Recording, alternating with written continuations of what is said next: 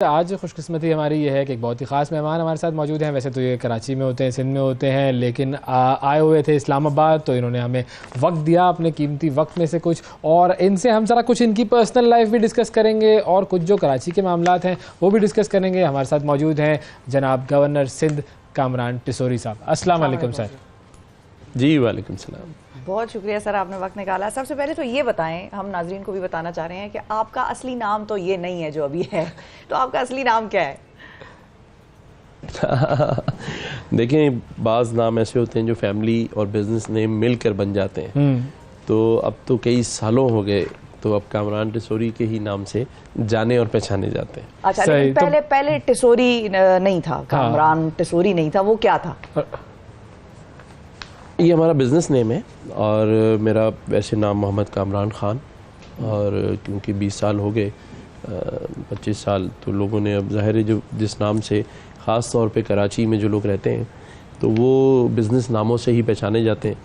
جیسے ہمارے یہاں پاکولا والے ہیں, جی بالکل, ابراہیم بھائی پاکولا, اسی طرح سراج قاسم تیلی صاحب, تو تیل کا بزنس تھا, بندوق والا, بالکل, تو وہ نام بزنس کے حساب سے کراچی میں زیادہ مشہور ہو جاتے ہیں. اچھا, لیکن کامران خان جو ہے آپ کا نام ہے, اس کی وجہ سے آپ کو کوئی مسائل تو پیش نہیں آئے؟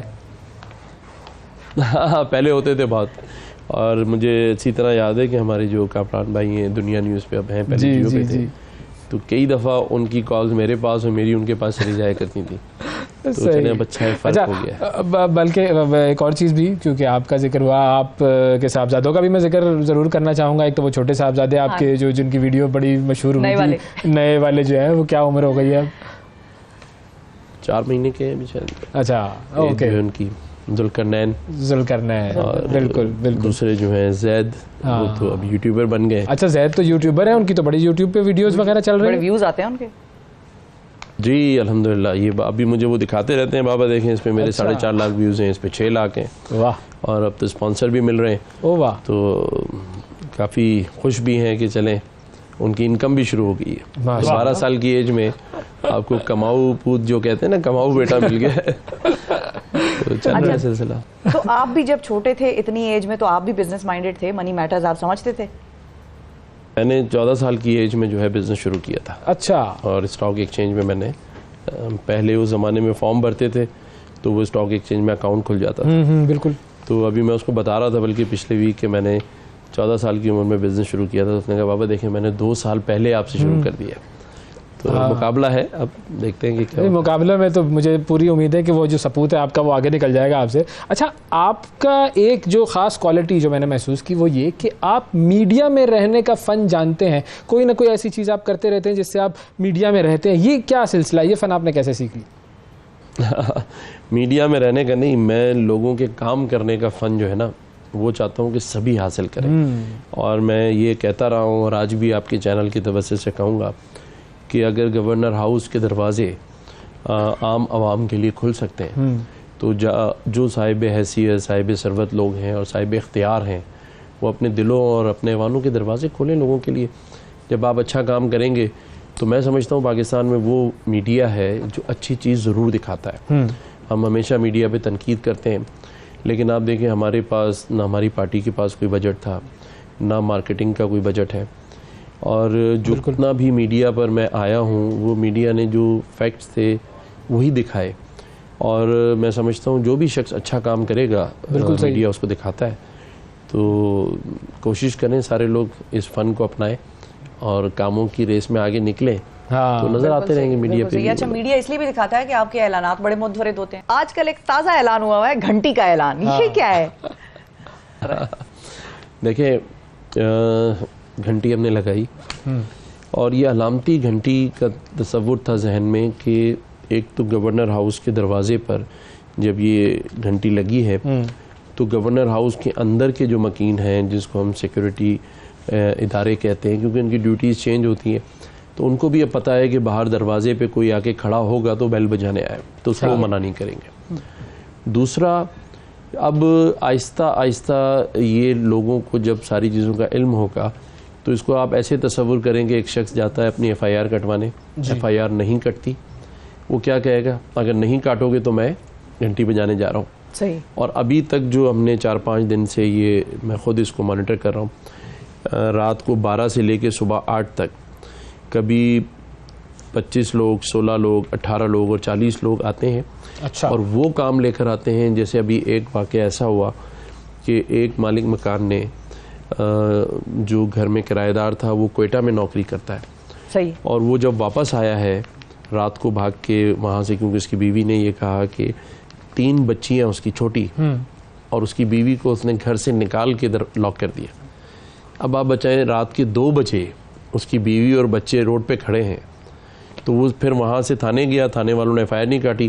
تو 4 بجے وہ ہمارے پاس گھنٹی بجانے پہنچا ہوا تھا, اور پھر ہم نے اس کیس کو فالو اپ کیا, اس کی FIR کٹی, پھر اس کے رشتہ دار بھی اس میں انوالو تھے. لیکن بہرحال ہم نے اس کو واپس اس کے گھر میں بٹھوایا, اور اس کیس کو پھر فالو اپ کر رہے ہیں کہ اس کے ساتھ زیادتی نہیں ہونی چاہیے.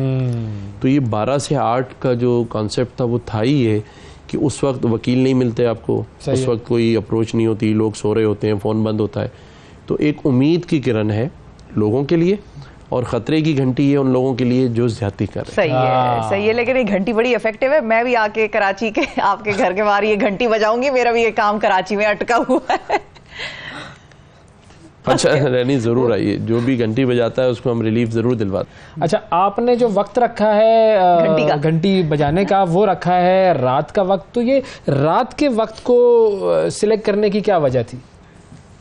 رات میں اس لیے ہے, ابھی تو خیر مجھے کل کسی نے کہا دن میں بھی لوگ آ گئے. اچھا. دیکھیں کراچی یا سندھ میں لوگوں کا جو کنیکٹیوٹی ہے نا ان لوگوں سے جو صاحب اختیار ہیں وہ ہے ہی نہیں.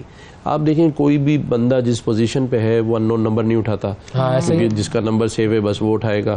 جب اس کے دفتر جائیں تو وہ کہتے ہیں صاحب میٹنگ میں ہیں, یا پھر بڑے ایوان ہیں تو اس میں تو اس روڈ پہ نہیں گزر سکتا, اندر جانا تو محال ہے. تو اب آپ دیکھیں کہ 3 لاکھ سے زیادہ لوگوں نے ہمارے یہاں افطار ڈنر کیا, 50,000 سے زائد لوگوں نے عید ملن پارٹی میں شرکت. یہ سارے لوگ گورنر ہاؤس کے اندر آئے. تو اب یہ بات تو طے ہے کہ گورنر ہاؤس کے دروازے پر جو آ جائے اس کا مطلب یہ ہے کہ وہ گورنر ہاؤس کے اندر آ گیا ہے. تو یہ ایک بہت بڑی کراچی اور انٹیریئر کے لوگوں کے لیے بات ہے کہ ان کی ایکسس گورنر ہاؤس کے اندر ہے. صحیح ہے. اب کسی کے کام ہو جائیں گے, کسی کے نہیں بھی ہوں گے, بالکل ٹھیک ہے. لیکن اس کی یہ امید کہ ہم نے اس کی بات سنی, اس کو فالو اپ کیا, اور آگے لوگوں کے چھوٹے چھوٹے سے کام ہیں. دیکھیں کوئی پلازا خریدنے نہیں آ رہا, نہ پلازا بیچنے آ رہا ہے. وہ کہہ رہا ہے میری FIR نہیں کٹ رہی, میرے گھر پہ قبضہ ہو گیا ہے, میرے پلاٹ پہ قبضہ کر لیا, یا مجھے کوئی دھمکا رہا ہے یا ڈرا رہا ہے, یا میرے بچوں کا ایڈمیشن نہیں ہو رہا, یا میرے اور چھوٹے چھوٹے سے مسائل ہیں. انہی کو حل ہم کر دیں تو لوگوں کو کوئی بڑی چیز نہیں چاہیے. 3 لاکھ لوگوں میں سے بھی کسی نے مجھے یہ نہیں کہا کہ مجھے بنگلہ خرید کے دے دیں, اور نہ ہی 5 دنوں میں جو لوگ آئے ہیں ان میں سے کسی نے یہ نہیں کہا کہ جی مجھے 50 لاکھ دے دیں. مطلب لوگوں کی ڈیمانڈ کیا ہے؟ پانی نہیں آ رہا, گیس نہیں آ رہا, بجلی نہیں ہے, یا ہماری FIR نہیں کٹ رہی, یا فلاں نے ہماری چیز پہ قبضہ کر لیا. یہ 4 کام ہیں, بیسک چیزیں. یس. اور ان میں ہی سنوائی نہیں ہے, اس لیے کہ FIR اس لیے نہیں کٹتی, حالانکہ فرسٹ انفارمیشن رپورٹ ہے, لیکن SHO یہ سمجھتا ہے کہ اگر میرے علاقے میں FIR کٹ گئی تو شاید میری پروموشن نہیں ہوگی, اور میرے علاقے میں کرائم ریٹ بڑھتا ہوا نظر آئے گا, اس لیے وہ FIR نہیں کاٹتا. تو یہ سارے ایشوز ہیں جس کو ہم نے اس نیت اور دل کے ساتھ کہ لوگوں کو جو امید ہے وہ رہے اور لوگوں کو سنا جائے. اچھا, اب اس پر ایک اور بھی ظاہر ہے لوگوں کا ڈفرینٹ پوائنٹ آف ویو ہوتا ہے. کچھ لوگ تو کہیں گے کہ چلو بھائی بڑی اچھی بات ہے, گھنٹی لگا دیا آپ نے, ایک ایکسیسیبلٹی ہو گئی, لوگ آ رہے ہیں, اپنے مسائل آپ کے سامنے بیان کر رہے ہیں, ان کا حل نکل رہا ہے لوگوں کے مسائل کا. لیکن دوسرا ایک پوائنٹ آف ویو یہ بھی ہے نا کہ آج کل ہم جس دور میں زندہ رہ رہے ہیں, مطلب وہ تو ٹھیک ہے بادشاہت والا دور تھا, جہانگیر بادشاہ کے وہ گھنٹی لگی ہوئی تھی, گھنٹہ لگا ہوا تھا انصاف کا. لیکن اب ڈیجیٹل دور ہے. اب آپ کے پاس جیسے پچھلی حکومت میں وہ وزیر اعظم صاحب نے پورٹل بنایا تھا ایک, اب اس پورٹل پہ آپ نے کمپلین کر دی, پھر اس کا فالو اپ بھی ہوتا رہتا ہے, لوگ اس کو دیکھتے رہتے ہیں, مانیٹر کرتے رہتے ہیں, تو اس کی ایکسیسیبلٹی بھی زیادہ لوگوں کی ہوتی ہے, ریچ بھی بڑی ہوتی ہے. گھنٹی کے لیے فزیکلی آنا پڑے گا لوگوں کو وہاں پر. تو ہم ڈیجیٹل چیزوں کا استعمال کیوں نہیں کر رہے, اور کیا یہ گھنٹی واقعی اتنی افیکٹو ثابت ہو جائے گی؟ لوگوں نے کہا ہے, لیکن آپ یہ سمجھیں کہ ایک شخص اگر آپ کو ای میل کرتا ہے آج کے دور میں, یا واٹس اپ کر دیتا ہے, تو آپ کی ذمہ داری تو کوئی نہیں ہے, اس نے کر دیا, اس کو رپلائی کہاں سے آئے گا؟ لیکن اگر یہ گھنٹی بجانے وہ پہنچا ہوا ہے اور وہ بار بار بجا رہا ہے, تو اس کا مطلب یہ ہے کہ اندر والا بھی رسپونڈ کرے گا, اور پھر ایک لائبلٹی ہے کہ جی آپ نے گھنٹی لگائی ہے تو ہمیں ملوائیں, ہمارا کام ہے, اب کام کرو. یہ تو ہم نے ایک وہ مضبوط تعلق بنا دیا, ورنہ ای میل واٹس ایپ اور سوشل کانٹیکٹ جو ہیں یہ ٹیلی فون وہ تو ایک پھر رپلائی نہ کرنے کا بہانہ ہے کہ جی آپ کا میسج آیا ہوا ہم دیکھ رہے ہیں, لیکن یہ تو فزیکلی جب بندہ پہنچ گیا ہے اور وہ آپ گھنٹی یا گھنٹہ بجا رہا ہے تو آپ سمجھیں کہ وہ فزیکلی کھڑا ہوا ہے وہاں پہ, اور وہ جب تک اس کی سنی نہیں جائے گی واپس ہی نہیں جائے گا. تو میں سمجھتا ہوں کہ یہ تو واٹس ایپ یا اس کا کام نہیں, واقعی ہر جگہ پہ ایک گھنٹہ لگنا چاہیے. صحیح, گھنٹہ لگنا ہر جگہ ویسے واقعی. لیکن جو آپ کام بتا رہے ہیں کہ بھائی گھنٹہ لگایا ہے, گھنٹی لگائی ہے اور وہ کام کرانے ہیں لوگوں کے, وہ کام روب اور دبدبے کے بغیر تو ہمارے ملک میں ہو نہیں سکتا. جب تک وہ لاٹھی نہ ہو کسی کے پاس یا وہ ٹیکا نہ ہو تو اگلے بھی دفتر والے یا حکام جو ہیں وہ بیٹھ کے اس کی بات کو زیادہ سیریسلی نہیں لیتے, ٹرخا دیتے ہیں, لارا لگا دیتے ہیں. تو آپ کے جو یہ سارے پروجیکٹس ہیں, گھنٹی لگانا, افطاریاں, وہ مہندی اور یہ سب چیزیں, یہ تو ایک بڑا نرم دلی کا ایک پہلو دکھاتے ہیں آپ کے بارے میں. تو آپ نے پھر کام کیسے کرانے, وہ روب اور دبدبا کہاں سے آئے گا کام کرانے والا؟ روب دبدبا دیکھنا ہے تو میری پچھلی تصویریں جو سوشل میڈیا پر لوگوں نے لگائی ہوئی ہیں اس میں مونچھیں دیکھ کے ہی جو ہے نا آدھے لوگوں کے پیر ہل جاتے ہیں. اور یہ جو گورنر ہے نا سندھ کا, یہ واقعی دبدبے والا آدمی ہے, تو اس پر آپ نہ جائیں کہ وہ بہت نرم دل کا ہے. اس کی مونچھوں سے اندازہ لگا لیں کہ وہ کتنا سخت آدمی ہوگا. مونچھوں سے ہی اندازہ لگا لیں گورنر صاحب کام کتنے کرا رہے ہیں آج کل. گڈ. اچھا, لیکن جو چونکہ آپ نے رمضان کی بھی بات کی, تو وہ جو رمضان کے اندر آپ کا ایک سلسلہ چل رہا تھا, افطار کے لیے لوگ آ رہے تھے اور گورنر ہاؤس میں بڑا اہتمام ہو رہا تھا, اور لڑکیوں کے لیے مہندی اور چاند رات پر یہ سارے سلسلے تھے. لڑکوں نے فرمائشیں کرنا شروع کر دی تھی کہ بھائی چاند رات پہ ہمارے لیے شیف وغیرہ کا بھی انتظام کروا دیں, زندگی بن جائے گی سر. تو اس کا جو ہے وہ سارا رسپانس کیسا رہا تھا؟ دیکھیں, ہمارے 3 پروگرام تھے جس سے اللہ تعالیٰ نے بڑی پذیرائی دی. ایک تو 3 لاکھ سے زائد لوگوں نے افطار ڈنر کیا, اور اس کے بعد 10,000 سے زیادہ ہماری ماؤں بہنوں نے, بیٹیوں نے مہندی اور چوڑیاں پہنی, اور صبح 7 بجے تک یہ سب چلتا رہا. اور اس کے بعد جو عید ملن تھی اس میں 50,000 کے قریب لوگوں کا ہم نے ڈنر رکھا تھا. اور پھر اسی دن ہم نے کراچی کی جو 3 جیل ہیں, 2 بڑی جیلیں ہیں جس میں 6,000 لوگ ہیں اور 2,500 عورتوں کی جیل ہے, اس میں بھی ہم نے ڈنر بھجوایا. اور سیلانی ٹرسٹ میں بھی ہم نے اس دن کھانا بھجوایا, باقی بھی جگہوں پہ. تو میں یہ سمجھتا ہوں کہ اللہ تعالیٰ نے یہ سب کچھ بڑی, جسے کہتے ہیں نا کہ کھلانے والی ذات صرف اللہ کی ہے. بالکل ایسا ہی. ہم یقین کریں کہ کوئی بڑا پلان نہیں تھا, کوئی بڑے اس میں لوگ انوالو نہیں تھے. اللہ تعالیٰ خود بخود کرتا چلا گیا اور لوگ خوشی خوشی گئے. ورنہ آپ دیکھیں کہ سارا ہی سوشل میڈیا میں موجود ہوتا تھا اور سبھی پارٹیوں کا تھا, سبھی نے بھیجا, لیکن الحمدللہ جو آیا وہ یہ کہتا وہی گیا کہ یار کسی چیز کی کمی نہیں ہے. اور آپ یقین کریں, میرے ڈی سی صاحب یہاں بیٹھے ہیں, ان سے آپ پوچھیے گا, کبھی کبھی یہ مجھے فون کر کے کہتے ہیں سر 11 دیگیں بج گئی ہیں, ابھی 5 دیگیں بج گئی ہیں, تو کہیں ہم رات کو کھانا بھجوا دیتے. تو یہ سب اللہ کی طرف سے ایک برکت تھی, اور ہم نے کوئی سیاسی بنیاد پہ نہیں کیا, نہ کوئی کاروباری مقصد تھا, صرف خدمت کا جذبہ تھا. اور اللہ سے دعا کرتے تھے کہ اللہ عزت رکھیے گا, کیونکہ کھلا تو آپ ہی سکتے ہیں, ہم تو یہ سوچ بھی نہیں سکتے کہ ہم کھلا رہے ہیں. اور کبھی یہ سوچے بھی انسان تو اسی دن پھر کم ہی پڑ جاتا ہے, کہ اللہ کہتا ہے دیکھو یہ کھلانے والا صرف میں ہوں. تو اللہ تعالیٰ نے یہ سب کرایا, لوگ خوش تھے. گورنر ہاؤس بھی اندر سے دیکھا, قائد کا آفس بھی دیکھا جو پرزرو ہے 1947 سے اب تک, اس کو بھی ہم نے. اور سب سے بڑی چیز اس میں مجھے یہ زیادہ خوشی تھی کہ ہم نے اس رمضان سے پہلے تمام ہی یونیورسٹیز, کالجز اور اسکولز اور NGOs, ان کو ہم نے باقاعدہ انویٹیشن لیٹر ایشو کیا تھا کہ آپ اپنے اسٹوڈنٹس کو فیکلٹی کے ساتھ لے کر آئیے. تو ہمارے پاس روزانہ کم از کم 3 یونیورسٹیز, 3 کالجز اور اسکولز ہوتے تھے. اور پھر میں ان کے ساتھ کھڑے ہو کے پکچرز بنواتا تھا, قائد کا آفس دیکھتے تھے, ان کو ریسیو کرتا تھا. تو 40,000 سے ابو اسٹوڈنٹس جو ہیں کالج, یونیورسٹیز اور اسکولز کے, انہوں نے بھی گورنر ہاؤس میں افطار ڈنر کر کے قائد کا آفس دیکھا. تو یہ جو ساری جو خرچہ تھا, جس میں آپ نے کہا بھائی اللہ تعالیٰ کی طرف سے تو برکت ہو ہی جاتی ہے اس کے اندر, لیکن سندھ گورنمنٹ نے اس میں کتنی برکت ڈالی تھی؟ کیا یہ ساری فائنینسنگ جو تھی یہ ان کی طرف سے تھی, یا گورنر ہاؤس کا فنڈ جو, ہاں مطلب یہ فنڈز اس کے لیے سارے یہ کہاں سے آئے تھے؟ نہیں, اس میں 1 روپیہ بھی نہ سندھ گورنمنٹ کا ہے نہ کسی NGO کا ہے, یہ خود بذات خود میں نے کیا. اور اس میں نے ایک آدھ جگہ پہ بتایا کہ میری مسز نے جو پلاٹ میں نے ان کو آج سے 10 سال پہلے لے کے دیا تھا, وہ انہوں نے کہا کہ میں اس کو سیل کر رہی ہوں, اور میں چاہتی ہوں کہ یہ سارے پیسے آپ جو ہیں وہ لوگوں کو ان کی جو افطار ڈنر اور سحری ان سب میں لگا دیں. صحیح ہے. اچھا اب یہ دیکھیں یہ بڑی پازیٹیو بات ہے کہ کیونکہ ظاہر ہے جو بھی گورنمنٹ کا پروجیکٹ ہوتا ہے اس کے بارے میں لوگوں کا ماننا یہی ہوتا ہے کہ یا کوئی گورنمنٹ کی جگہ پر کوئی چیز ہو رہی ہوتی ہے تو یعنی کہ گورنمنٹ کے فنڈ سے ہو رہی ہوگی. سب لوگوں کا ماننا یہی تھا اور ہمارا بھی ماننا یہی تھا کہ بھائی گورنمنٹ نے یہ سارا سلسلہ کروایا ہوگا. لیکن یہ بڑی پازیٹیو بات ہے بالکل کہ آپ کا انیشیٹو یہ تھا اور خاص طور پر آپ کی بیگم صاحبہ کے لیے بڑا سلوٹ ہے, سلام ہے جی. اچھا اب چونکہ بیگم کی بات ہو رہی ہے تو پکوڑوں کی ریسیپی تو ذرا بتائیں گورنر صاحب. دیکھیں اصل میں اس پہ لوگوں نے تنقید کی, چوڑیوں پہ مہندی پہ بڑی تنقید ہوتی ہے, لیکن ہر چیز کا ایک میسج ہوتا ہے. دیکھیں لوگ کھانے کی کمی بہت سو کو نہیں بھی تھی اور ہر جگہ ہی دسترخوان بھی لگتے, لیکن میں جو پکوڑے میں جو چمچ چلا رہا تھا یہ ایک میسج تھا ان لوگوں کے لیے کہ دیکھیں آپ کا جو گورنر ہے وہ آپ کے لیے پکوڑے بنا رہا ہے تو اس کو آپ کی آمد کا کتنا انتظار ہے. یعنی یہ ایسے نہیں تھا کہ بس بیٹھو اور کھلا دیا. تو اگر بندہ خود بنا رہا ہے تو پھر آپ دیکھیں جو عوام آئی ہے اس کے ساتھ کتنا ایک رشتہ قائم کرا کہ میں ان کے لیے پکوڑے بھی بنا رہا ہوں. تو یہ میسج ہوتا ہے. اب لوگ نادان ہیں, اس پہ باتیں کرتے رہتے ہیں کہ جی گورنر کو پکوڑے بنا رہا ہے, کبھی مہندیاں لگوا رہا ہے. اور یہ بھی آپ سب کو بھی پتہ ہے کہ دیکھیں آئینی سربراہ ضرور ہے گورنر, لیکن ایگزیکٹو پاور تو نہیں ہے اس کے پاس. وہ ایک ویلفیئر کا ہی کام کر سکتا ہے جو اس کی پاورز ہے, اور ویلفیئر کے کاموں میں اگر وہ لوگوں کو بلا کے یہ کانفیڈنس دے رہا ہے, ایک امید دے رہا ہے کہ میں آپ کے ساتھ کھڑا ہوں اور میں آپ کے اور ایگزیکٹو کے درمیان ایک برج بھی بنوں گا اگر آپ کے کام نہیں ہو رہے.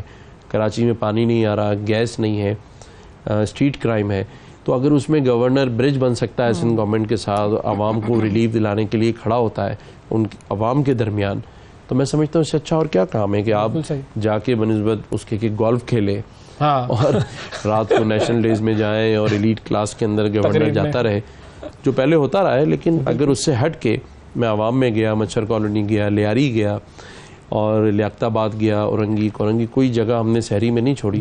مطلب ایک دن میں 3 سحریاں 2 سحریاں ہم نے کی 30 دن تک, اور روڈ پر بیٹھ کر. تو آپ یہ دیکھیں کہ یہ تو لوگوں کے ساتھ ایک کنیکٹیوٹی ہے نا. اب اس پر تنقید کرنا یا چلے ان مہنگائی کے دور میں اگر کوئی ماں بہن بیٹی نے آ کر مہندی لگوا لی دونوں ہاتھوں پر اور چوڑیاں پہن لی, تو اس میں کیا برائی تھی. مطلب آپ اس شہر میں لوگوں میں محبت بانٹ رہے ہیں نا. 80,000 چوڑیوں کے سیٹ ہم نے حیدرآباد سے منگوائے, 10,000 سے زیادہ مہندی کے کون آئے. مطلب لوگوں کو. اچھا پھر ایسا بھی نہیں ہے کہ جی جیسے پہلے سنتے تھے کہ جی چوڑیوں کے کنٹینر منگوا لیے ہیں اور اس میں اربوں روپے کا گھپلا ہو گیا, یا مہندی خرید لی کروڑوں روپے کی, ایسے ہی ہوتا رہا ہے. بھئی یہ تو 1 روپیہ بھی نہ گورنر ہاؤس کا ہے نہ سندھ گورنمنٹ کا ہے. تو اگر کسی کو ریلیف مل رہا ہے, خوشی مل رہی ہے, تو کیا اعتراض ہے آپ کو. یہ ہمارے یہاں پہ پتہ ہے مسئلہ کیا ہے, وہ لوگ ہمارے یہاں صرف اور صرف تنقید کرتے رہتے ہیں اور اچھا خود کام انہوں نے کچھ کرنا نہیں ہے. تنقید برائے تنقید اس کو آپ کہہ لیں, یہ وہ لوگ ہوتے ہیں ہمارے یہاں پہ کہ اچھا اگر یہی چیز امریکہ میں ہو رہی ہوتی, امریکہ میں وائٹ ہاؤس میں جی جارج بش نے یا کیا جو بائیڈن نے کوئی کر دیا مسلمز کے لیے چلو کر دیا, تو اس پہ کوئی تنقید نہیں ہوتی. ہمارے یہاں پہ کوئی ایکٹیویٹی ہوگی تو اس پہ ہماری قوم جو ہے وہ تنقید کرنے میں ماشاءاللہ ماہر ہے. لیکن چلیں یہ تو خیر پریویس پروجیکٹس کی بات ہو گئی جو آپ نے کام کیا. اب آنے والے دنوں میں آپ کیا نئے پروجیکٹس کرنے جا رہے ہیں؟ ایک طاقتور پاکستان کے نام سے ہمارے فاروق امین صاحب ہیں یونٹی فوڈ والے, وہ اور انہوں نے مجھے برانڈ ایمبیسڈر رکھا ہے طاقتور پاکستان پروگرام کا. اس میں ہم 1 لاکھ راشن کے بیگ تو ابھی کوریئر سروس کے ذریعے لوگوں تک پہنچا رہے ہیں, اور 20,000 راشن کے بیگ ہم 10,000 بلوچستان اور 10,000 خیبر پختونخوا میں آرمی کے ہینڈ اوور کر رہے ہیں تاکہ وہ لوگوں میں تقسیم کرے. اور یہ اظہار یکجہتی ہے کہ ہمیں اس بات کا یقین ہے کہ اگر آرمی کے سپرد کیا جائے گا تو وہ صحیح جگہوں پہ پہنچے گا. تو یہ کراچی میں بھی اسی طرح جو لوگ بے روزگار ہیں وہ رجسٹر ہو سکتے ہیں, ان کو ہم کارڈ دیں گے اور وہ اس ایپ میں بھی اپلیکیشن میں آ کے وہ کر سکتے ہیں اپنی انٹری. مقصد صرف یہ ہے کہ ایسے کام جس میں لوگوں کی بھلائی ہو. اسی طرح 50,000 لوگوں کو, لڑکے لڑکیوں کو گورنر ہاؤس کے اندر ہم IT کی مفت کورسز کروا رہے ہیں, اور یہ وہ کورس ہے جو اگر وہ مارکیٹ سے کرنے جائیں گے تو 3 سے 5 لاکھ روپے کا ہے. اچھا. لیکن اب گورنر ہاؤس میں ہوگا, مفت ہوگا, اور یہ جب کورس کمپلیٹ کر لے گا لڑکا یا لڑکی تو اگر اس کے پاس ایک اینڈرائڈ فون ہے یا آئی فون ہو تو وہ 1500 سے $2500 مہینہ کما سکتا ہے. اچھا، آپ نے اور بھی بہت سارے اعلانات کیے تھے کہ جی مجھے پولیس دے دیں تو میں صحیح کر دوں گا، باقی اور بہت سارے ظاہر ہے، چونکہ کراچی تو یوں کہیے کہ وہ مسائل کا ایک گڑھ ہے، تو وہ سارے مسائل حل کرنے کے لیے کیا آپ کی اور سندھ گورنمنٹ کے ساتھ رابطہ ہے؟ کس طریقے سے وہ کریں گے؟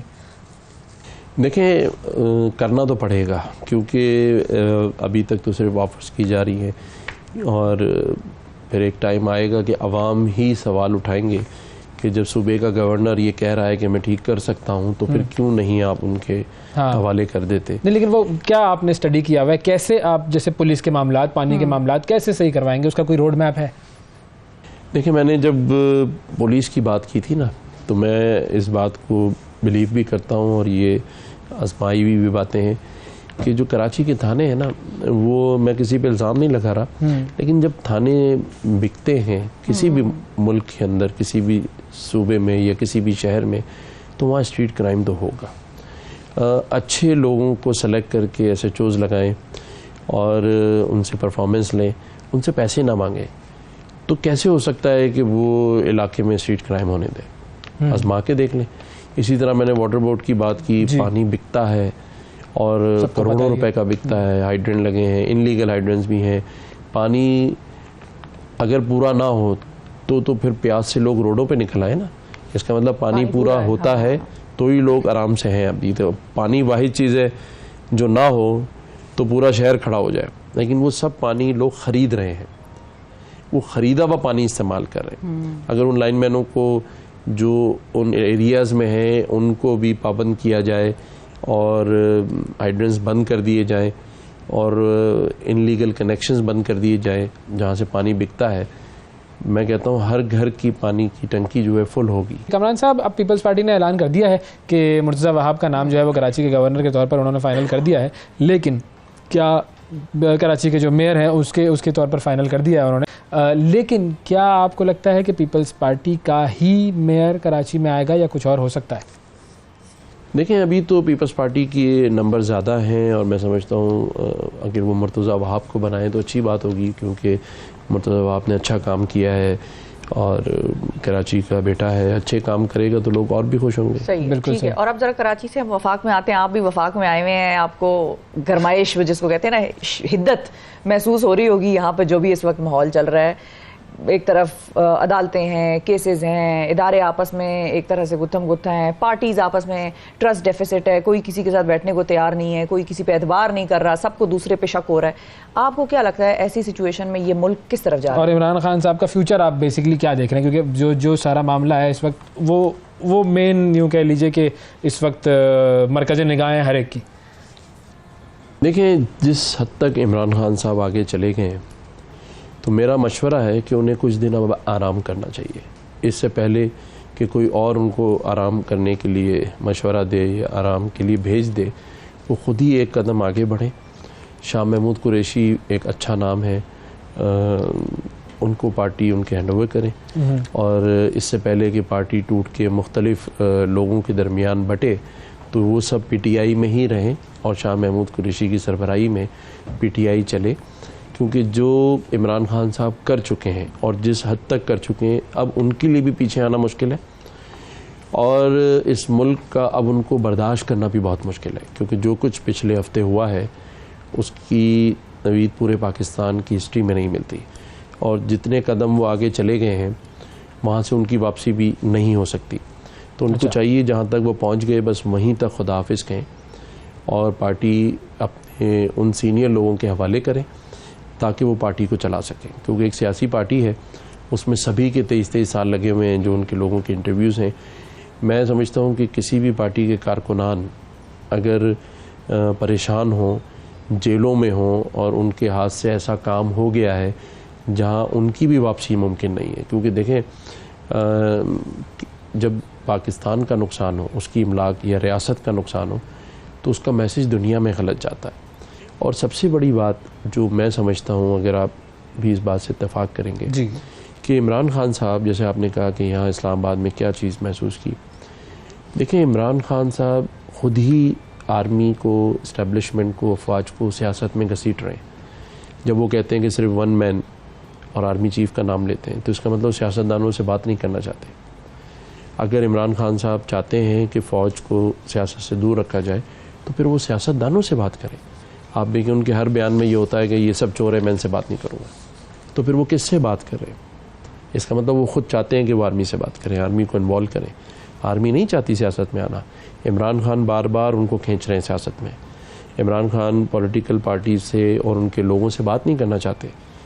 جب تک وہ یہ سلسلہ نہیں کریں گے یا نہیں کرتے تو وہ خود اپنے آپ کو دور کر رہے ہیں. اور میں سمجھتا ہوں کہ کسی بھی سیاستدان کا, جو بھی پارٹیز ہیں جو ایوانوں میں ہیں, وہ ان کا ایک لاؤڈ تو ہے نا, ان کے لوگ ہیں, ان کے ووٹرز ہیں, ان کو ووٹ دیتے ہیں تو وہ ایوانوں میں پہنچیں. تو عمران خان صاحب کون ہوتے ہیں کسی کو یہ کہنے والے کہ یہ چور ہے اور یہ اچھا نہیں ہے, یہ صادق نہیں ہے, یہ امین نہیں ہے.